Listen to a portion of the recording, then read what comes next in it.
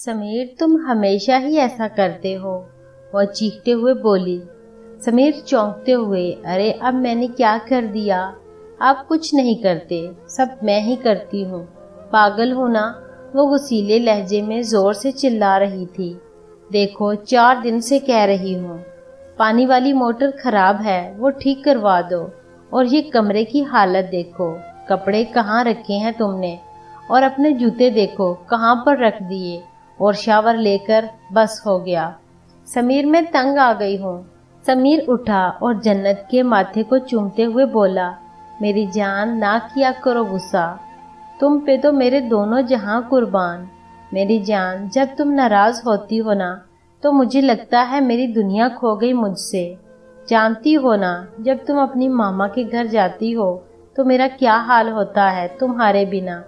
جنت میں ایک لمحہ بھی تیرے سائے سے دور نہیں گزار سکتا۔ جنت تم کو خدا نے میرے نصیب میں لکھ کر مجھے دنیا میں ہی جنت دے دی، بس تم ناراض نہ ہوا کرو۔ سمیر کی آنکھوں میں آنسو تھے۔ جنت سمیر کی آنکھوں کو چومتے ہوئے، تو سمیر میں بھی نہیں رہ سکتی نا تمہارے بنا، اب بچوں کی طرح رونا بند کرو۔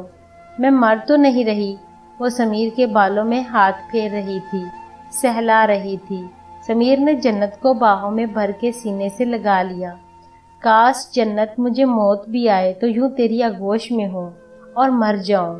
جنت کو جیسے دنیا بھر کی خوشیاں مل گئی تھیں، اس کو اتنا پیار کرنے والا شوہر ملا تھا، وہ ایک دوسرے کی سانس میں سانس لیتے تھے۔ ایک دن کوئی منحوس لمحہ آیا، ان میں کسی بات کو لے کر جھگڑا ہو گیا۔ وہ ہر چھوٹی چھوٹی بات پہ جھگڑنے لگے، ایک دوسرے پہ الزام لگانے لگے۔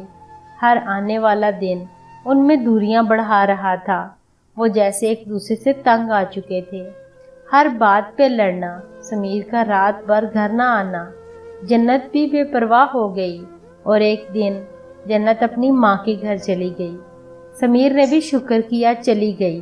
بات بڑھتے بڑھتے طلاق تک جا پہنچی، اور وہ آخری لمحہ، وہ آخری قیامت، وہ خزاں کا موسم، وہ گلاب کا مرجھانا، خوشبو کے آخری دن، کانٹوں کا سفر، سانسوں کا رشتہ، محبت کی موت، رشتے کا بھرم، وعدوں کا سمندر، قسموں کی یادیں، ساتھ گزرے ہوئے لمحات، جنت میں ملنے کا وعدہ۔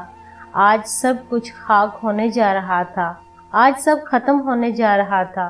وہ شدت کی چاہت ایک چھوٹے سے جھگڑے پہ ایک پل میں مٹنے والی تھی۔ بڑوں کے فیصلے پہ وہ طلاق کے پیپر دستخط کر رہے تھے۔ سمیر پہ قیامت کا منظر تھا، وہ جنت کو کھونا نہیں چاہتا تھا۔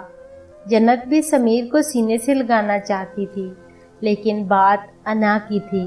انا قربان کرتا تو کون کرتا؟ تھوڑا سا جھکنا اور محبت سینے سے لگ جاتی، لیکن کیسے؟ کس قیمت پہ؟ جنت کی آنکھوں میں آنسوؤں کا ایک طوفان جو طلاق کے پیپر پہ گر رہا تھا۔ جنت کانپ رہی تھی۔ سمیر کے ہاتھ میں پین تھا، بس بچھڑنا ایک دستخط کی دوری پہ تھا۔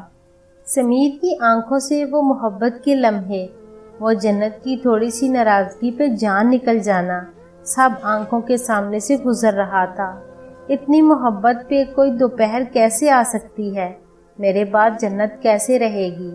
میں تو جنت کو ایک پل کے لیے بھی جدا نہیں کر سکتا تھا، اور آج میں اپنی جنت کو اس قدر دکھ دے رہا ہوں۔ سمیر یہ سب سوچ رہا تھا کہ سمیر کی ہمت صبر ٹوٹ گیا۔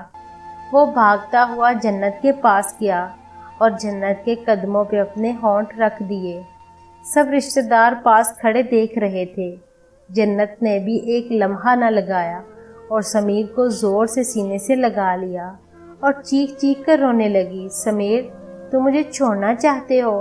سمیر نے جنت کے ہونٹ پہ انگلی رکھ کر نہ میں سر ہلا دیا، کانپتی آواز میں بولا، ہم ایک چھوٹے سے جھگڑے کی وجہ سے، انا کی وجہ سے بچھڑ جائیں، اتنی سستی تو نہیں ہے ہماری محبت۔ وہ دونوں انا کو قربان کر کے ایک دوسرے کو معاف کر کے پہلے کی طرح زندگی گزارنے لگے۔ ذرا سوچیں، چھوٹے چھوٹے جھگڑے، ناراضگیاں، انا، غرور ہم کو کہاں سے کہاں تک لے جاتا ہے۔ چاہیں تو تھوڑی سی ہمت کر کے ہم بھی سمیر اور جنت کی طرح محبت کو سینے سے لگا سکتے ہیں، چاہے تو بچھڑ کر زندگی بھر کے لیے آنسو آنکھوں میں مقدر میں بسا سکتے